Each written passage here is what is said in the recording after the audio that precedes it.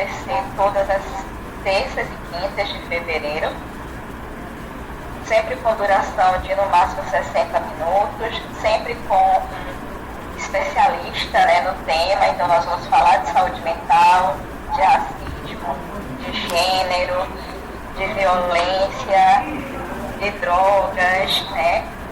Então vamos ter aqui sempre um especialista ou um especialista no tema. Hoje nós vamos estar com a Itana Serra, que é enfermeira, é especialista em saúde mental coletiva, atualmente está mestranda em enfermagem e saúde pela Universidade Federal da Bahia. Tem uma vasta experiência no tema de saúde mental, né? Eu conheço a Itana há 10 anos.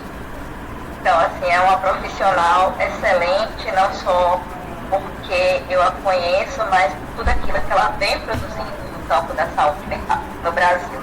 Não só na Bahia, mas no Brasil, porque ela fez residência em outros estados, então ela transitou por outros caminhos também. Eu agradeço o espaço, eu vou espelhar em vida uma música chamada Carolina, de Caetano Veloso, para que a gente se sinta convidado a participar deste momento. E aí, assim, eu entendo que, dentre as virtudes que a gente vem vivendo, a gente acaba entrando na casa do outro, né? E vice-versa. Vocês também estão entrando na minha casa. Sim. E aí eu gostaria de pedir que vocês pudessem abrir a câmera enquanto, nesse momento que vocês estão escutando música, né? Para que a gente possa fazer, abrilhantar esse momento, como o Ronald disse. Então eu vou espelhar aqui e ao longo da música a gente vai dialogando, a gente vai escutar e vai sentir o que vai acontecer para os próximos momentos.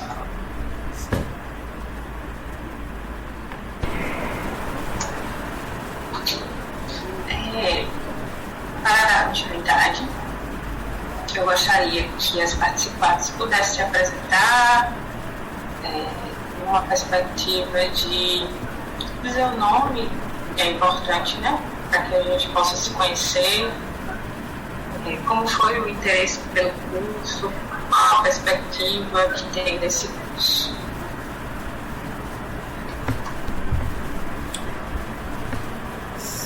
Quem for falar, fale agora. Ana Carolina ou Camires, que estão na sala. Só um momento, desculpa. Pode também, fique à vontade.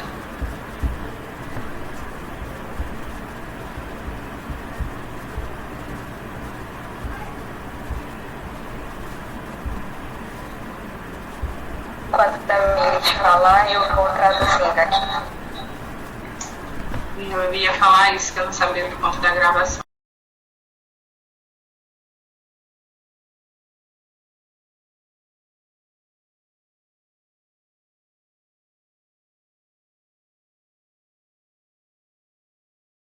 Porque minha tia viu no Instagram e me falou.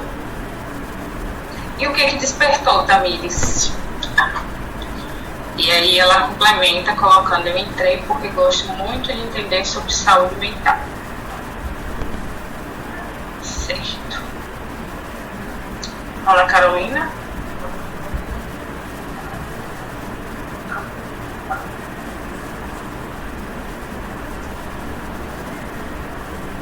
Carol, você está aí? Colocou aqui. É uma coisa que me deixa fascinada, além também de conseguir me entender melhor. Depois que comecei a estudar um pouco sobre, acho que é um pouco sobre isso, ela está dita. Acho que a gente vai ter um processo aqui de construção, né, importante, entendendo que, apesar da apresentação que Elizabeth fez sobre mim, sobre a necessidade de ser especialista para fazer esse tipo de diálogo, né? Eu quero dizer que eu passo de uma premissa que me orienta em todas as minhas ações, que é Paulo Freire.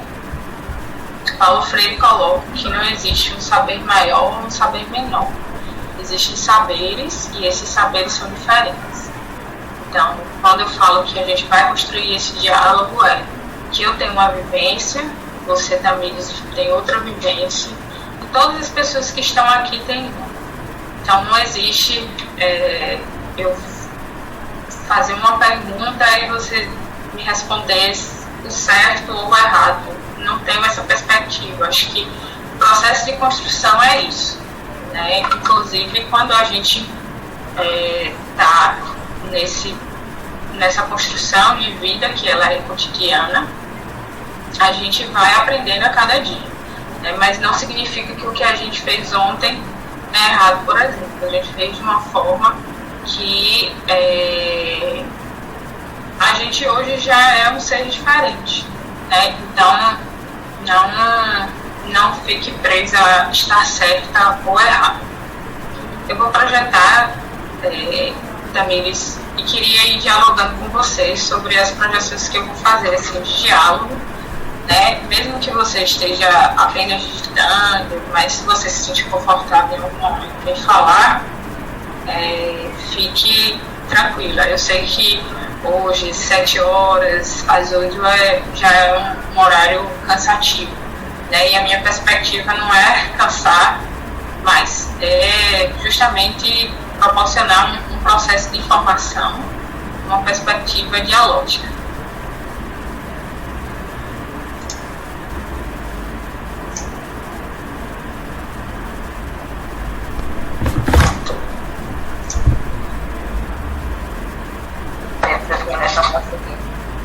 Obrigada. A minha perspectiva é que a gente possa dialogar sobre estratégias e dimensões do campo da saúde mental e atenção psicossocial.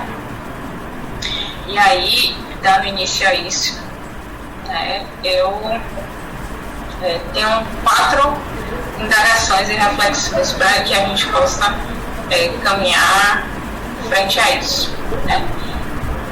Tamires, eu não sei se tem outras pessoas que estão aí que queiram participar, mas o que vem à sua mente quando você vê a pergunta, o que é saúde?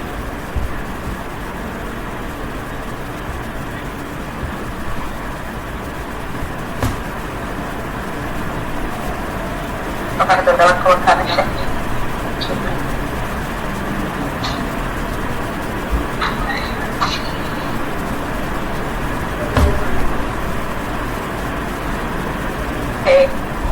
Ótimo, voltei, pessoal.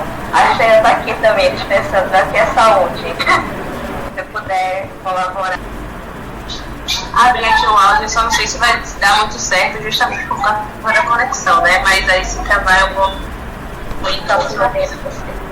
Para mim, saúde hoje em dia, no atual momento que a gente está vivendo, eu poder respirar fundo, sem auxílio de máquinas e sem ficar sentindo a falta de ar ou uma dificuldade de respirar em si, poder respirar fundo e sentir o ar, que mesmo não tão puro, ainda assim é o ar.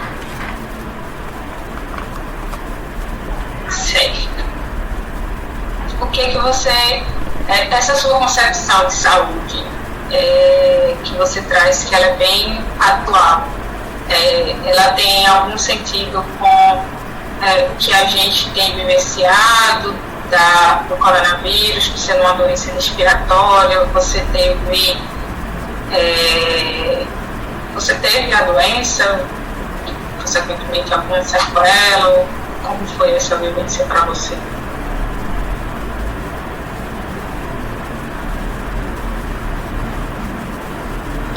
Isso que você respondeu é que tem a ver?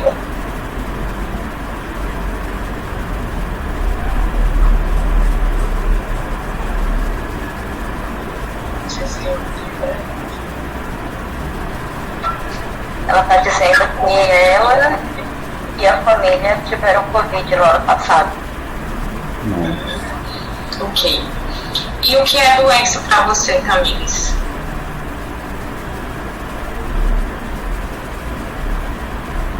À vontade, né? Pode. Tudo bem.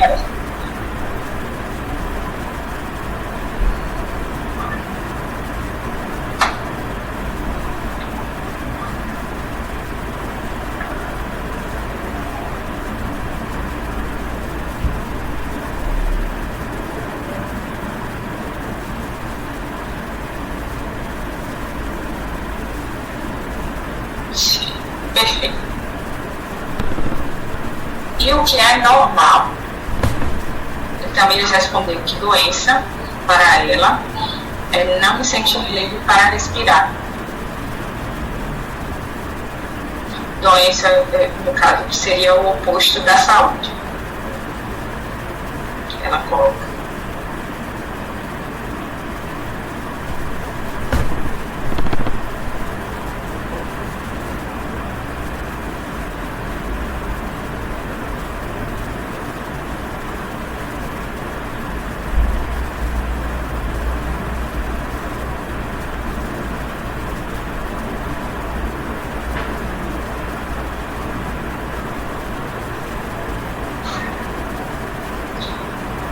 Bom, essa pergunta, que é ser normal para mim, não tem uma resposta certa.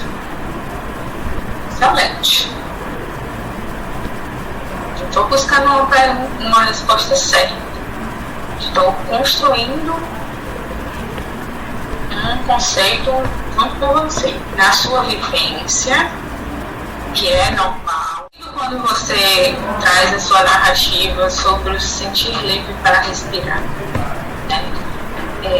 Eu tive a experiência de ter o coronavírus também. Acho que essa é uma relação, né, que perpassa e ela é transversal. Quando a gente diz que é transversal, é porque ela perpassa toda a nossa possibilidade de caminhar na vida. Saúde não é necessariamente a gente não tem doença, porque às vezes tem pessoas que não têm, por exemplo, o que comer, e isso é um denominador para ela ter saúde ou não. Ela não tem onde morar, então ela corre risco de ter doenças, né? Você completou aqui. É mais fácil responder não, porque era a sua mesma coisa. Ela tem riscos de adoecer, mas também não significa dizer que ela está o tempo todo doente, né? E aí a gente precisa também olhar para a saúde nos seus aspectos, né? Quando a gente quando a gente se alimenta, por exemplo, ou quando a gente toma a vacina, ou quando a gente vai para qualquer serviço de atendimento, seja mercado, seja uma clínica, seja um salão de beleza, existem regras e normativas que dizem assim, olha, isso aqui você pode comer, isso aqui você pode usar, isso aqui você pode fazer ou acontecer. Veja, e eu não estou dizendo que essa normativa ela é necessária ou mais importante do que a vida do outro. Ela é, ao ponto que eu digo que ela é necessária, é porque a gente precisa de, como a gente vive em sociedade, né, a gente precisa de diretrizes que digam que isso é benéfico ou maléfico, né? Então, assim, é importante ter uma agência reguladora que diz quais são os tipos de substâncias que a gente pode ingerir, porque se às vezes, se a gente ingere alguma coisa a mais ou a menos, ele pode fazer um efeito a mais e nos adoecer, ou fazer um efeito a menos e nos adoecer também, né? Quando a gente também traz o conceito de resiliência, não numa perspectiva romântica, e também você pode ir falando, viu? Eu abri aqui meu processo e é pra gente ir dialogando mesmo. Não numa perspectiva, né, de ser o romântico resiliente que vai passar por todas as dores e ainda assim vai se reerguer, é que a gente passa por situações muitas vezes parecidas e a gente reage de ambas as formas, porque nós somos seres subjetivos. O que eu quero dizer com humanos. Nós somos seres únicos no universo, né? Pode ter outro Tamires com seu nome mesmo. Se você tiver irmão, pode seu irmão, né? Você e ele têm a mesma função para os seus pais e parentes, mas vocês são pessoas únicas. Por exemplo, você pode comer uma comida, se sentir bem ou se sentir mal, e o seu irmão ou irmã se sentir bem ou se sentir mal. Então, assim, entre essas conceituações que a gente foi dialogando sobre o que é ser saúde, o que é saúde, o que é doença, o que é normal, o que é patológico, ela tem um senso cultural, né, que equivale ao que você foi dizendo, né, e que não necessariamente isso esteja correto, né?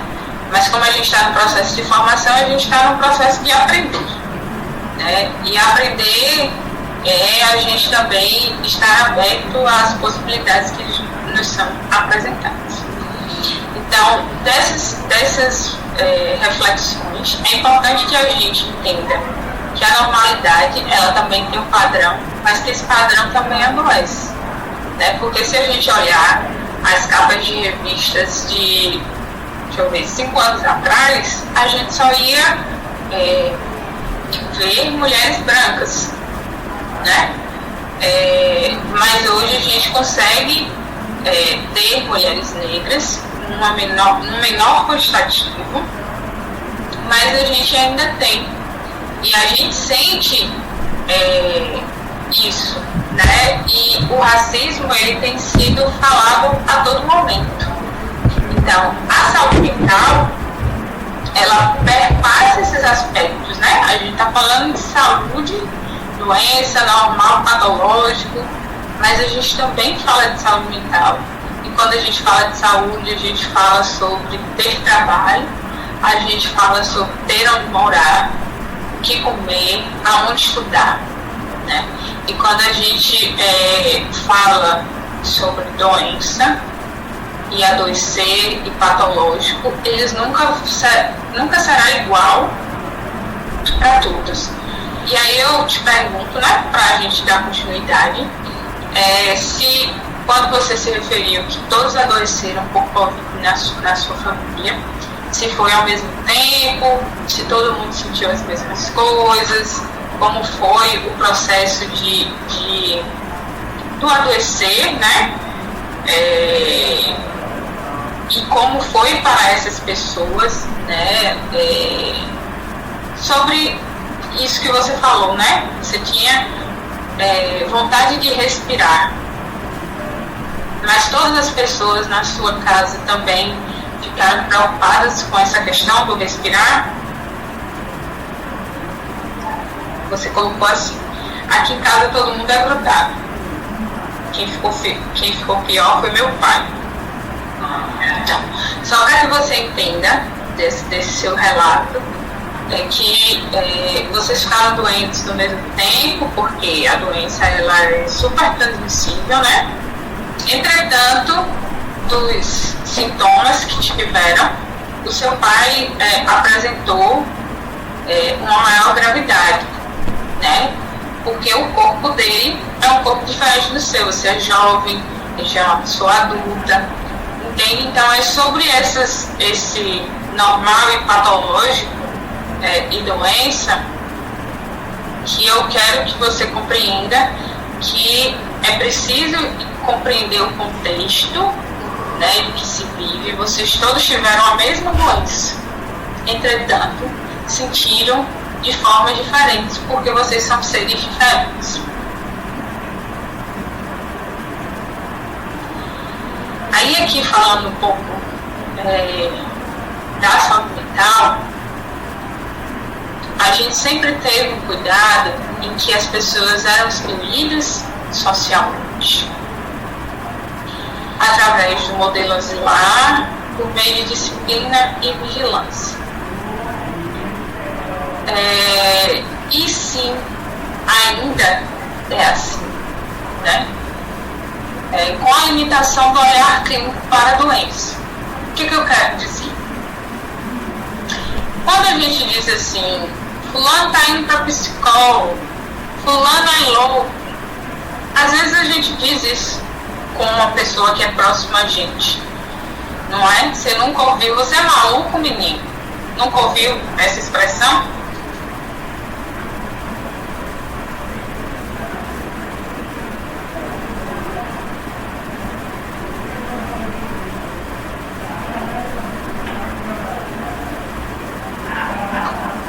Eu acho também que tem uma outra expressão que é muito comum, né, nas nossas comunidades, que é aquela expressão assim: ah, fulana que mora ali é doido, é meio doido. Ou a fulana que mora lá embaixo, no final da rua, né, ela é meio doida. Eu tenho essa memória da minha infância, e na rua que eu morava tinha, né, as pessoas sempre diziam: não vou naquela casa não, principalmente, né, as mulheres, a fulana lá é doida, é maluca, né? Sim, exatamente, Beth. E Camila completou que ela já ouviu sim essa expressão. E a gente tem, e quando a gente olha para isso e estuda como era o processo, a gente vê que, mais uma vez, a normatização da sociedade, né, porque quando se diz que utiliza fulano é doido ou eu sou maluco, é porque eu tenho um conceito do que é a normalidade. Se fulano faz uma atitude que eu jamais faria, fulano é doido. Fulano rasga dinheiro, fulano é doido, né? Então são essas normatizações que elas perduram dentro da sociedade, que a gente denomina como estereótipo, né? Se fulano rasga dinheiro, se faz isso, se vive trancado, se é doido, é maluco. Então, esses estereótipos, né, eles normatizam dentro da sociedade, enquanto que não necessariamente as pessoas precisem viver isoladas, né, para isso, e a gente está muito mais, eu diria que hoje a gente está muito mais atento a isso do que antes, porque antes a gente olhava e dizia: vamos excluir ele da sociedade. Então a gente criou lugares, né, e aí eu estou falando um pouco da história da saúde mental, a gente cria lugares para colocar em solidão. Exatamente.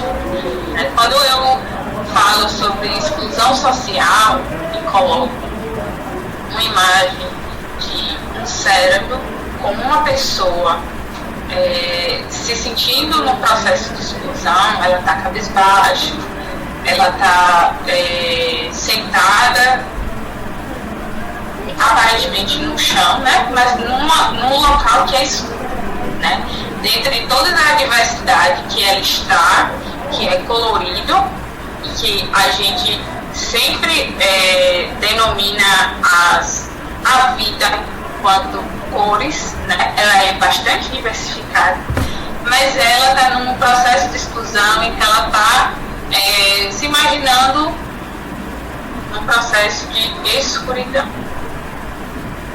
Quando eu trago o modelo asilar, tem uma pessoa que está numa grade, né?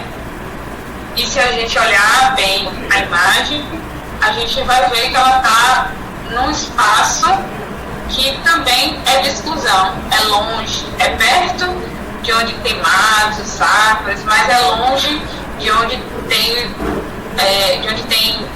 um grande centro, né, de pessoas, mas que também existe alguém que faz companhia a ela, que é o passarinho, né? Quando eu falo sobre a vigilância, a imagem central, ela traz, quando eu falo sobre disciplina e vigilância na imagem central, ela tem um olhar, né, característico do desespero de quem possivelmente está apanhando e que está sofrendo com isso. E quando eu falo sobre a alimentação do olhar clínico para a doença, eu trago a imagem de um rosto aberto no cérebro, e só o cérebro ele tem cor. Então eu vou ficar o tempo todo dizendo que a saúde mental é algo que está relacionada ao nosso cérebro, à nossa mente, né? Então perceba que a imagem ela está toda branca, mas só quem tem a cor é a nossa mente, a mente no caso da imagem. Quando você faz a pergunta sobre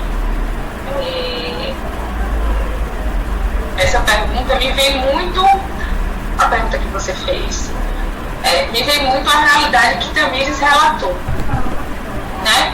Por que o adoecer ele não é apenas um adoecer, e ele está consequentemente ligado à nossa saúde mental? Veja, a gente atualmente tem passado por uma pandemia, né, de larga escala, que ela passa de uma pessoa para outra. Entretanto, o que ela provoca e provocou, na maioria das vezes, foi a morte. Uma velocidade muito grande. Isso assusta. Então, qualquer processo em que a gente adoeça, né, dentro daquilo que está do nosso conhecimento, a gente pensa no processo de morte, né? Não que o processo de adoecimento não seja um adoecimento significativo da morte, mas não da morte mudança de plano, né? Mas da morte no sentido de que você exagerou demais em algum sentido, então seu corpo se desequilibrou. Às vezes a gente tem uma diarreia, a gente tem dor de cabeça, mas não consegue chegar a uma ligação entre um e outro, né? Mas a gente, dentro desse meio aí, na diarreia, a gente teve uma desidratação. E quando a gente adoece, a gente tende a ficar acamado, a precisar do outro, e não necessariamente as nossas relações pessoais, a gente tende a sempre ter o outro para nos ajudar, né? A gente vive em sociedade, mas não necessariamente o outro está disponível, né? Ou a gente quer também se permitir a essa ajuda. Não sei se respondi, mas se não respondi, você pode... Respondeu sim. Perguntar de novo. Respondeu. Então, assim, eu vou trazer um conceito de Emerson Meili, né, no estudo que ele fez, com outros autores, que ele fala sobre a produção de cuidado. Né? O processo de adoecer é todo esse processo em que a gente não respeita, né, os limites do nosso corpo, não necessariamente que a gente tenha a responsabilidade unicamente sobre isso, mas a gente também precisa falar sobre a produção de cuidado, né? Adoecer não necessariamente está dentro da nossa governabilidade, mas a produção de cuidado sim, né? Então, e aí eu trago um formato de engrenagem mesmo, porque a gente não vai produzir cuidado sozinho, né? A gente não por mais que a gente tenha muitas práticas e muitas expertises, mas a gente sempre vai precisar do outro. E esse outro pode ser um profissional de saúde, né? E aqui eu estou trabalhando com o conceito dele, mas pode ser qualquer outra pessoa que não necessariamente seja um profissional de saúde. Quando eu trago saúde mental, num aspecto de cuidado da saúde mental, a gente precisa, é importante que a gente procure profissionais de saúde, né? Mas A essência dessa produção de cuidado é que um sujeito encontra com o outro que está num processo de exposição e disposição, e eles vão produzir cuidado, né? No sentido de que, por exemplo, veja, Tamires se interessou pela formação de saúde mental, tem muita curiosidade, saúde para ela precisa se sentir bem ao respirar, dentro desse contexto que ela tem vivido e vivenciado nesses últimos tempos. Mas ela disse assim, olha, eu não sou suficiente, eu quero ouvir falar sobre isso. Então, encontrou aqui, no caso, né, nós somos profissionais de saúde, e junto com ela a gente vai produzir cuidado, né? E ela também, e aí também a gente não pode dizer que tudo vai ser no encontro com o profissional de saúde, né? Mas, por exemplo, quando a gente fala do autocuidado, que a gente vai fazer, por exemplo, no autoexame de mama, a gente está fazendo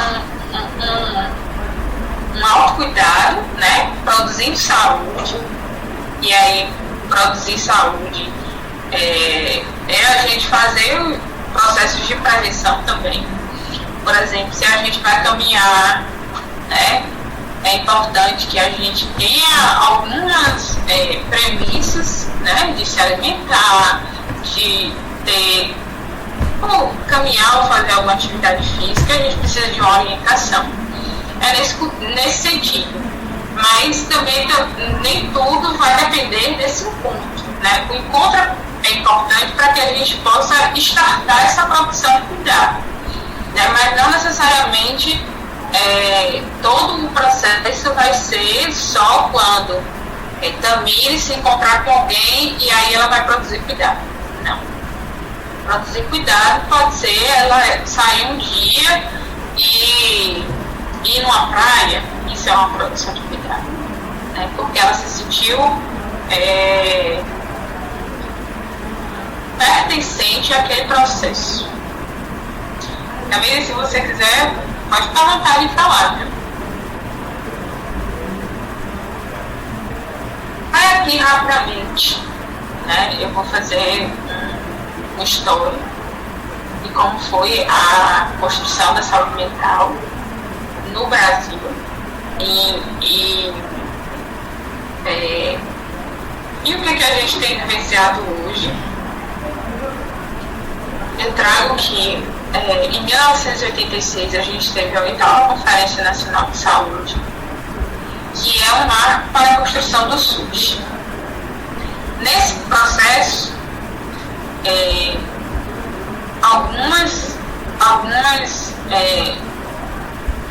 intencionalidades já olhavam para a saúde mental, né? Não é uma coisa demarcada, né? Alguns movimentos já existiam desde a década de 70, tanto para a construção de um sistema único de saúde, quanto para fazer a reforma psiquiátrica.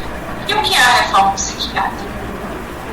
A reforma psiquiátrica é quando a gente olha para esse modelo que eu acabei de apresentar, né? Esse modelo de atenção à saúde mental, de ser isolado, vigilância, e a gente diz assim, esse jeito de fazer saúde, a gente não produz saúde, a gente produz doença, que a gente entrega todo mundo num lugar e deixa lá e ninguém precisa ir.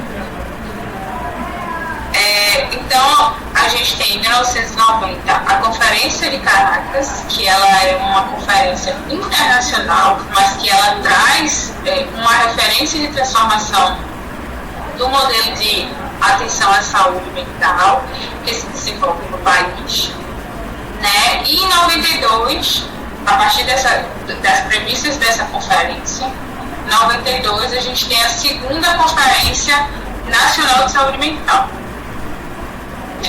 que traz aspectos importantes, né? Em 2001, a gente tem uma lei que traz um marco da atenção à saúde mental, numa perspectiva mais humanizada, né? E ela redireciona a assistência em saúde mental.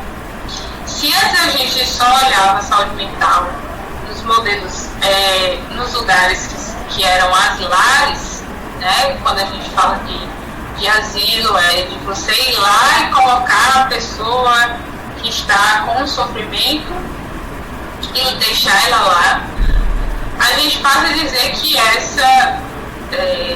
essa atenção à saúde ela precisa acontecer no território, porque quando a gente tem um processo de adoecimento qualquer, a gente envolve a nossa família, né? Por mais que a gente não queira preocupar e tal, mas a gente acaba envolvendo. Então, e as pessoas precisam se responsabilizar pelos seus entes, né? Não é assim, vou colocar ali e esquecer. Não, essas pessoas têm vida, elas têm história, a gente precisa respeitar isso. Então a gente começa a dizer que, olha, a saúde mental ela precisa acontecer no território, ela precisa ser mais humanizada, eu preciso deixar de apenas olhar a saúde da mente para olhar o seu contexto, porque que fulano tem uma depressão, ou por que fulano está triste, qual é o contexto? Será que todo processo de luto é um processo adoecedor? Não necessariamente, mas ele pode adoecer, né? A gente não sabe qual é o significado da morte para o outro, mas a gente pode fazer com que ela compreenda isso, nem sempre. Mas às vezes a gente não sabe o que o outro consegue, né? E eles acabam adoecendo sobre isso. E uma coisa que a gente precisa dialogar é sobre os processos de morte e morrer, que não é que a gente naturalize isso sem sentido, né? Assim, hoje a gente tem no estado da Bahia quase 27 mil pessoas que faleceram sobre isso, sobre a Covid. Isso não é apenas um número, mas se a gente for olhar cada história dessas 27 mil, e é o pai de alguém, é o avô de alguém, é alguém importante, né, que as pessoas, dentro de um contexto em que a gente está vivendo, que a doença ela foi negligenciada em alguns aspectos, que as pessoas que eram responsáveis pelo cuidado à saúde não estavam aí, e isso acaba por adoecer, né? Você não quer que o seu ente querido faleça de uma coisa trágica, né? Mas é preciso entender o contexto disso. E quando a gente fala sobre uma saúde mais humanizada, é entender esse contexto, é dizer que é possível cuidar dentro do território, é possível que os seus familiares também compreendam esse processo, né? Por que o fulaninho que mora no fim da rua, que não tem atitudes que sejam normativas da sociedade, e muitas vezes são mulheres negras, né, que não estão dentro desse formato, e são tidas como loucas, né, como malucas, enquanto que a gente na realidade sofre feminicídio todos os dias, né? Então olhar para a doença mais humanizada é olhar o seu contexto dentro do seu território. Lembro também que a saúde mental, né, eu parei aqui em 2001, porque no período de 2001 até 2015, mais ou menos, a gente estava ainda com essas premissas de saúde mental. Entretanto, com esse desgoverno que a gente tem assumido, Por exemplo, eles hoje acreditam que um lugar de cuidado é o hospital psiquiátrico, né? Enquanto que, na verdade, a política de saúde mental, ela vem acontecendo retrocessos diários, né? Com ela. E aí, né, aqui eu trago os princípios da reforma psiquiátrica, que é essa outra forma de cuidar, que é o respeito à singularidade, a crítica ao tecnicismo, e quando eu falo de singularidade é entender quem é Tamires Cavalcante. Tamires Cavalcante é uma menina de 15 anos, que recentemente vivenciou, né, a Covid, compreende saúde como a possibilidade de respirar tranquilamente. Eu preciso entender essa sua singularidade. Eu preciso também fazer a crítica do tecnicismo, de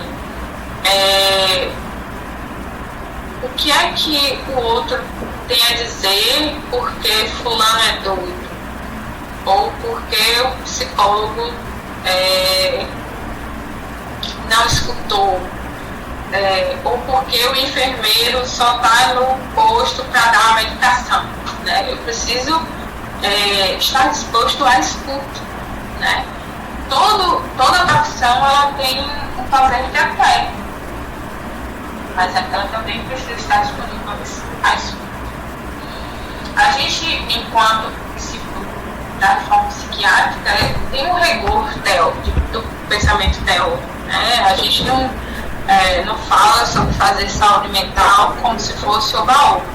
A gente tem estudiosos que falam e fazem esses pensamentos teóricos, né? A gente precisa superar, é um princípio da reforma psiquiátrica, mas a gente ainda não vivenciou isso.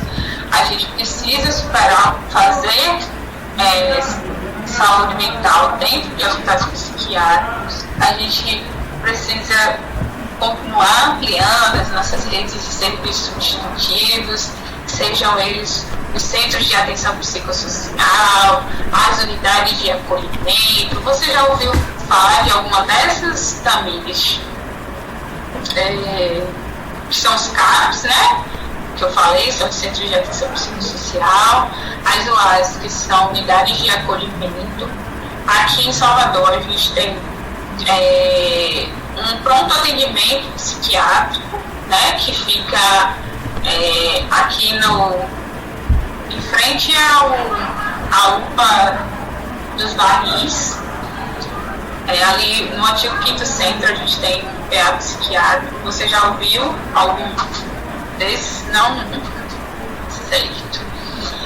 A gente tem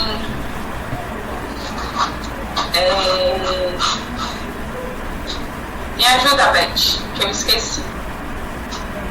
Nós temos os CAPs, nós temos CAPs Infanto Juvenil, nós temos 2 em Salvador, um deles fica na Liberdade. Nós temos os CAPs para adultos, né? Nós vamos ter CAPs no Centro Histórico, o CAPs Gregório de Matos, em Pernambués, aqui em Pirajá, né? Falo aqui porque eu moro em Sussuarana, viu, gente? Aqui pertinho.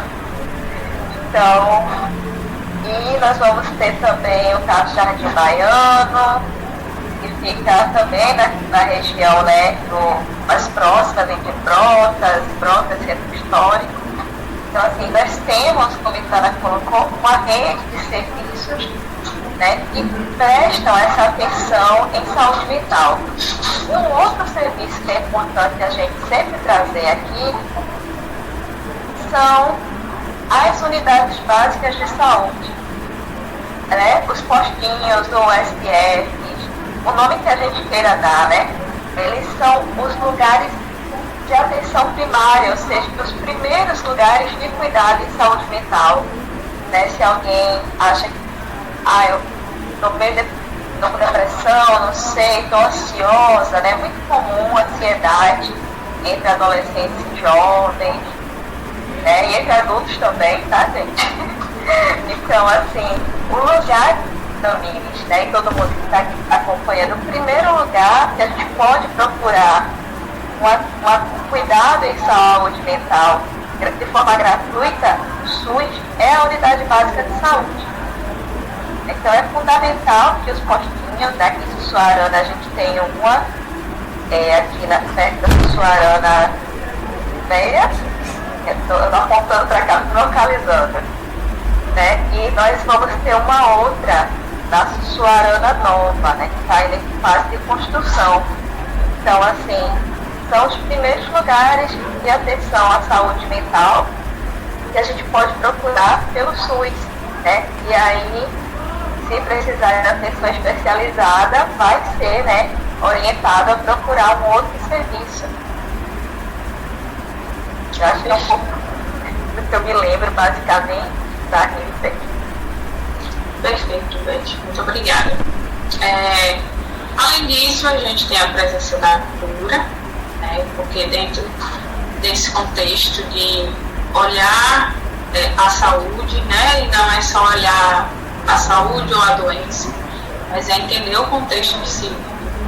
A cura, ela tem um papel importante na perspectiva de expressão, né? A gente consegue se expressar pela arte.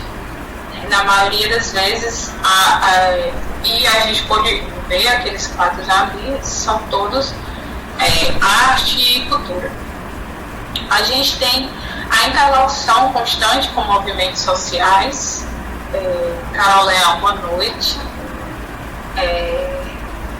Que fazem, né, seja um movimento de população de rua, seja um movimento de mulheres, mas a todo momento que eu quero dizer é que a saúde mental, ela é transversal, ela perpassa sobre tudo, né, dentro da sociedade. A gente precisa ter a defesa do sistema de saúde, né, afinal, foi a partir dele que a gente começou a dialogar sobre essa política de saúde mental no país. A gente tem a perspectiva de intersetorialidade e, consequentemente, a transformação social. E aí, quando eu digo que os teóricos pensam, é sobre isso, né? Quando a gente fala de novos paradigmas de cuidado e saúde mental, a gente tem três aspectos. O teórico assistencial, que é a desconstrução de conceitos e práticas sustentadas na psiquiatria ou psicologia, como se saúde mental só se fizesse com psiquiatras e psicólogos, né, enquanto que um assistente social faz saúde mental, o TO faz saúde mental, eu, enquanto enfermeira, faço saúde mental, qualquer pessoa pode produzir saúde mental. O técnico assistencial, que é a transformação de serviços de saúde, suas formas de organização e gestão, quando a gente entende que cuidar em território é mais eficaz do que você cuidar em um hospital. As questões do jurídico político, que é a revisão das legislações sanitárias, que são as leis civil e penal, bem como o exercício dos direitos à cidadania, ao trabalho e à inclusão. E o sociocultural, que é a transformação do imaginário social sobre a loucura e o lucro. Então, esses quatro eixos sustentam um novo paradigma de cuidados em saúde mental.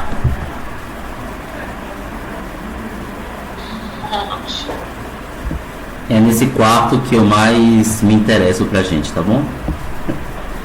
Tá. Entendeu, Tamires? Caso você quer que eu... Não, só tô citando aqui que esse quarto eixo muito nos interessa. Sim. Só para ressaltar rapidinho, desculpe, Tana, para dizer, né, que foi esse eixo, né, da saúde mental que nos possibilitou elaborar esse projeto, né, que é mudar o paradigma que a sociedade tem, né, esse imaginário que nós temos sobre o louco e a loucura, né, e pensar a saúde mental como uma dimensão da nossa vida. Então, acho que Além de, claro, né, que tem um aparato técnico assistencial, tem as questões jurídicas, mas assim, a base para ter um projeto aprovado pela Secretaria de Cultura do Estado da Bahia foi essa. Então, assim, todo mundo que está aqui na sala hoje, e de forma especial o Tamires, fique sabendo, né, que é possível, né, pensar a saúde mental nessa dimensão, né, que é a dimensão da arte, da cultura. Nós vamos ter grandes pensadores, representantes dessa dimensão aqui no Brasil. Aqui na Bahia, né, eu vou trazer para os encontros da gente essa referência. É uma atriz, né, que durante boa parte da vida dela, ela passou por internações psiquiátricas e ela tem um depoimento assim, maravilhoso. Eu vou socializar com vocês em breve. Aí eu só queria, então, pedir uma observação que eu até esqueci. Não, lembrei. É Tamires e agora nós temos Carol Leão, não é isso? Aqui com a gente? Gente, não, eu não sou adolescente, não. Tá, desculpa. Eu sou, né? Eu conheci Beth. Primeiro foi uma reunião do CRES Bahia. E depois a gente sempre terminou mantendo contato, né? A gente sempre está se encontrando em eventos, em outras reuniões. E hoje eu estou fazendo parte do grupo de Beth. Minha aproximação com a saúde mental começou no estágio, na faculdade que eu fiz em um CAPES 2, daqui de Salvador, que é o do Garcia. Depois disso, eu comecei, durante o estágio ainda, eu entrei para um movimento social, que é o Coletivo Pernambuco Antimanicomial. Atualmente eu estou afastada, né, do movimento. E eu também estou fazendo parte da Associação Papo de Mulher, que é um outro coletivo sobre saúde mental, né? Mas é destinado a mulheres usuárias de CAPES e outros serviços de saúde mental, né? Eu fiz residência no Hospital das Clínicas, o Edgar Santos, para quem não sei se todo mundo conhece, aqui em Salvador, que foi também saúde mental. E desde então eu não consegui sair dessa saúde mental, né? É isso, gente. Obrigada, Tamires. Carol, desculpa. Então, como eu estava dizendo, e concluindo essa minha, a gente busca realizar a emancipação do usuário, a redução da discriminação, do estigma, a reinserção social e a criação de um sistema de apoio social de longa duração. Se a gente olha a imagem que tem casas e pessoas, é que a gente está falando de território e as pessoas são do território, e esse é o território em que elas vivem. E a gente precisa compreender esse território. Esse território ele pode produzir saúde, como ele também pode produzir doenças. Enquanto que o outro a gente tem também uma expressão artística, mas uma expressão que por hora parece clareada, outra hora ela parece confusa, né? Mas que a gente também possa expressar essas nossas sensações e sentimentos. E aí, Tamires, nessa imagem, eu falei de duas e tantas outras, e nessa imagem, o que você, Carol também pode ajudar, e quem quiser, que sentimentos chegam pra gente?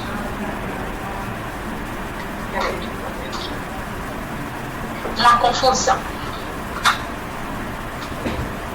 Mas uma confusão assim como por um lado ele está feliz, o outro ele está triste, ele está se sentindo. A gente tem várias imagens que são bem interessantes, né? A gente tem umas capas, você colocou felicidade e tristeza ao mesmo tempo. Perceba que no lado que ele está triste, tem umas cápsulas que estão caindo por aí. No lado que ele está feliz, ele está se sentindo solto de uma gaiola que ele está. E o que que você, né? A gente é muita gente, mas o que você conclui sobre isso? Parece que quando ele está feliz, ele está lindo.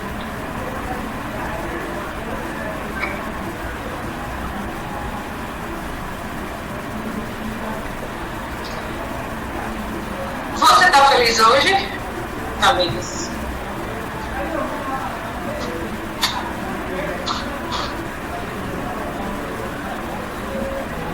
Sim, e muito. Você está se sentindo livre? Fora da gaiola?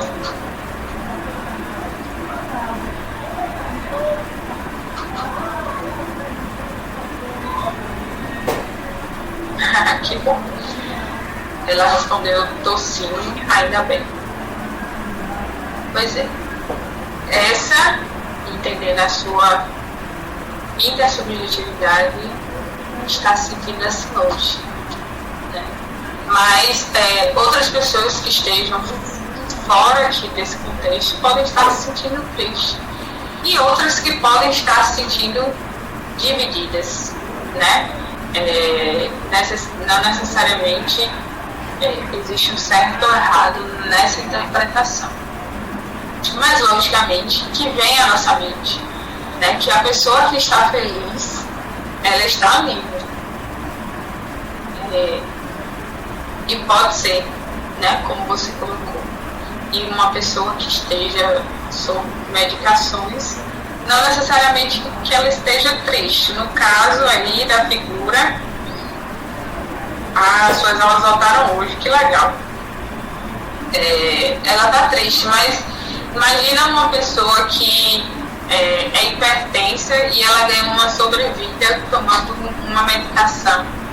Né? Então, ela não necessariamente está feliz ou triste, mas ela está no processo de continuar vivendo sob a perspectiva de uma medicação. E aí também eu te pergunto, o que é saúde mental para você?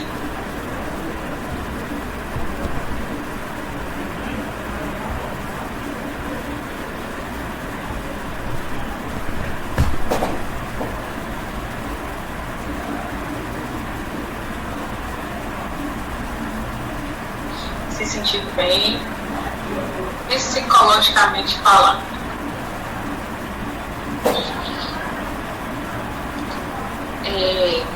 Eu vou ler um texto antes de refletir e que a gente possa refletir juntos, né, sobre o que é saúde mental. É um texto de Cássio. Ele é um profissional do CAPS Adenorte. Eu só não lembro o local que é, mas nesse site vocês... em Natal. Ele escreveu isso no dia 6/8/2012.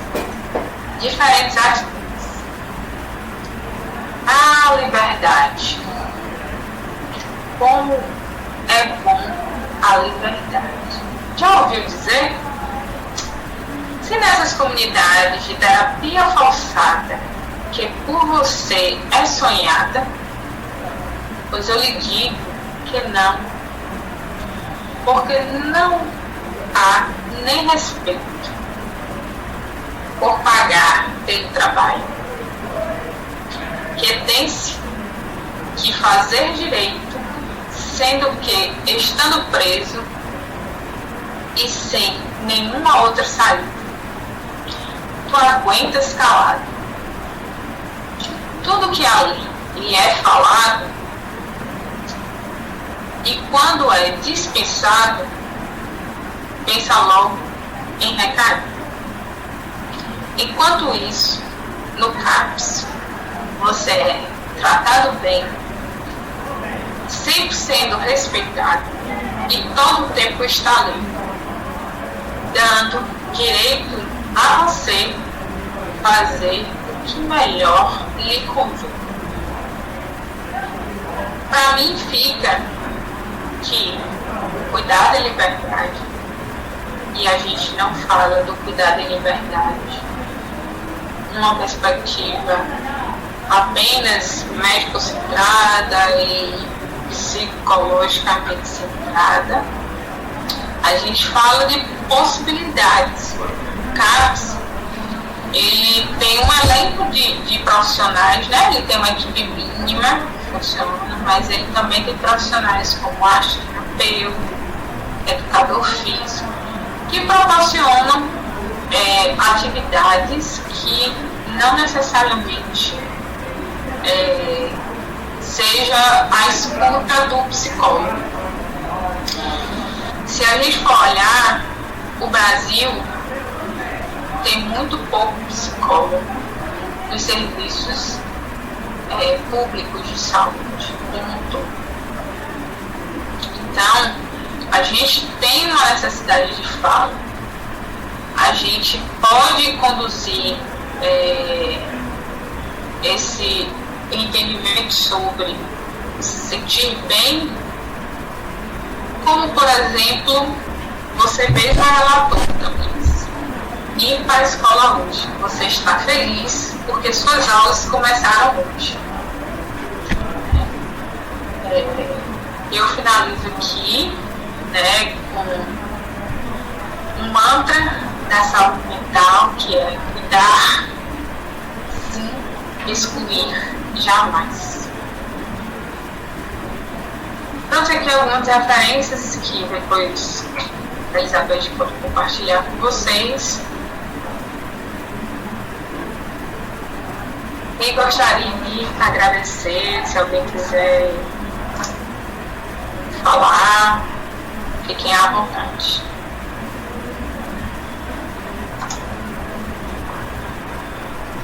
Queria também saber de Tamires, né? Se ela gostou do dia de hoje. Obrigada a você que contribuiu para esse processo aqui formativo.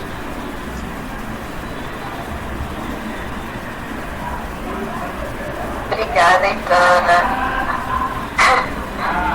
Ai, que bom, Tamires, que você estava bem, você estava feliz e você vai dormir feliz. Eu quero muito te agradecer pela participação. Mais uma vez agradecer a Itana, né? Itana não é só a nossa especialista do dia, né? A estrela do nosso dia, mas ela é uma amiga muito querida.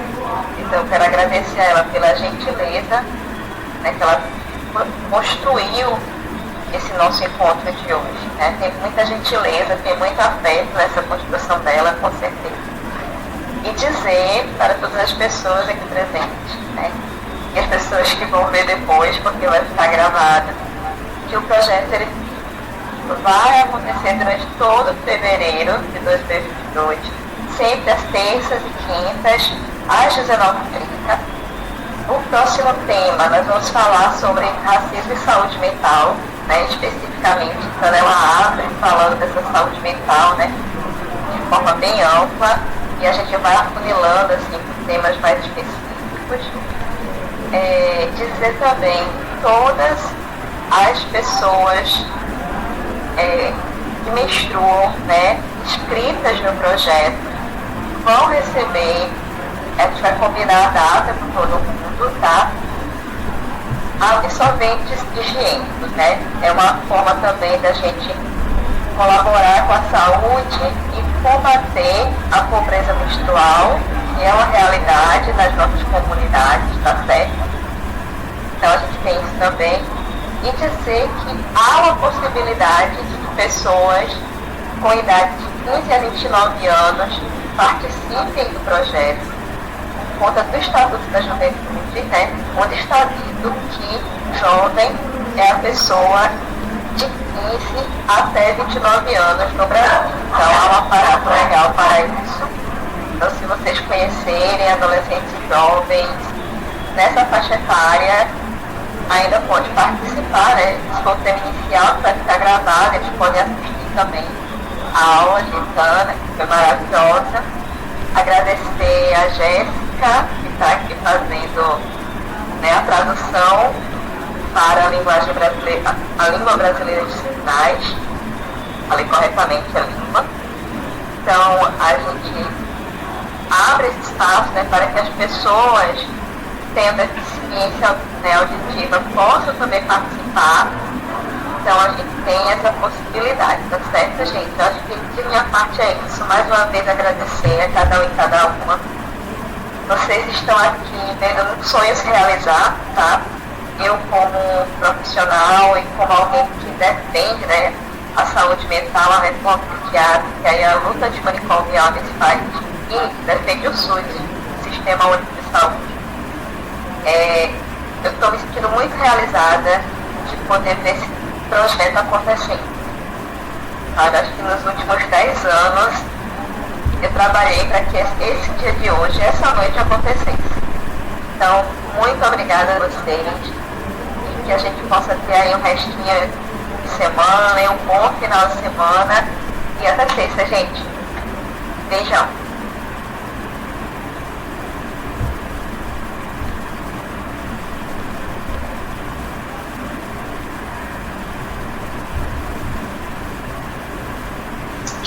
Você tá?